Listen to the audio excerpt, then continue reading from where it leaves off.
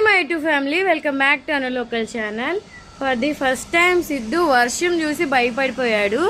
ఏంటి అసలు మ్యాటర్ అంటే, ఇంట్లో నేను వంట చేస్తూ ఉన్నాను, బయట నాన్న దగ్గర ఉన్నాడు. సడన్గా వర్షం వచ్చేసేసరికి వాడి మీద పడేసరికి భయం వేసిందంట. చూడండి వాడి రియాక్షన్, ఎలా భయం వేసిందమ్మా వర్షం చూసి. ఏం చేసావు నువ్వు? సమాధానం చెప్పట్లేదు. వాడు వర్షంలోనే పుట్టాడు. అలా పడ్డాయి అంట మీద, నాకు చెప్తున్నాడు. ఈ మంచి సిచ్యువేషన్ని నేను క్యాచ్ చేసి వీడియో తీసుకున్నాను.